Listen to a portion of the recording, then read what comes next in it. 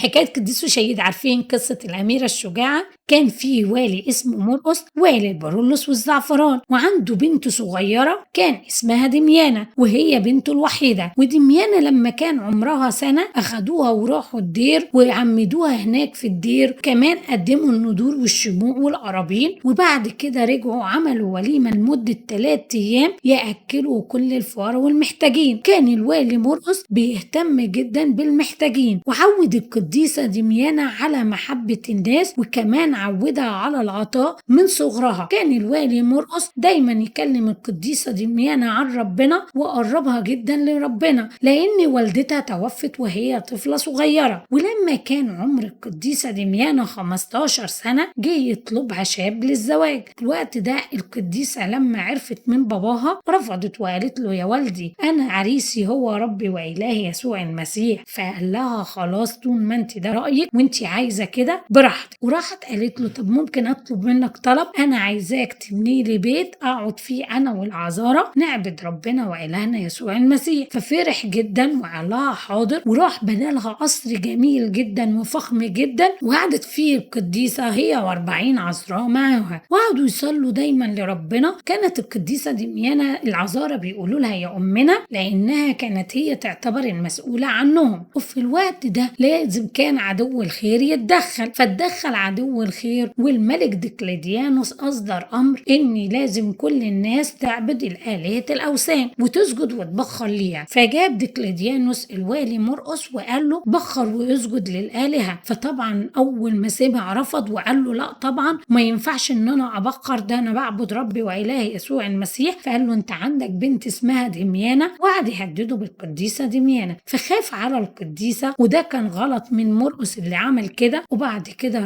راح بخر وسجد للأوثان. أول ما سمعت القديسة دميانة حزنت وزعلت زعل شديد جدا، وقعدت تقول لوالدها: لو كنت سمعت إن أنت مت أحسن ما كنت سمعت إن أنت سبت ربي وإلهي. وقت ده الوالي مرقس حس إنه هو كان اللي عامله ده غلط، فراح رجع بسرعة وقال للملك دقلديانوس: أنا مسيح وما بعبدش غير ربي وإلهي يسوع المسيح. فراح أمر بقطع راسه على طول. وبعد كده راح قال: مين اللي عمل كده؟ قعدوا يعرفوا ويبحثوا وعرفوا إن هي القديسة دميانة اللي قالت له كده. وراح جاب القديسة دميانة وقال لها: تبخري وتسجدي. فرفضت طبعا إنه تبخر وتسجد للأصنام. فراح عذبها عذابات شديدة جدا، كان كل عذاب يعذبها أشد من العذاب اللي قبله. فرم جسدها لغاية لما طار خالص في الجو، لكن رب المجد كان بيرجع جسدها تاني. وحصلت المعجزات كتير قوي إن القديسة دميانة كل ما تتعذب رب المجد يرجعها تاني. فراح في الوقت ده اتضايق الملك لما كان يشوفها إنه هي راجعاله سليمة وما فيهاش أي حاجة خالص. فراح أمر بقطع راسها، ونالت إكليل الشهادة هي والعذارى. وبركة شفاعتهم تكون معانا، ولربنا المجد الدائم إلى الأبد، آمين.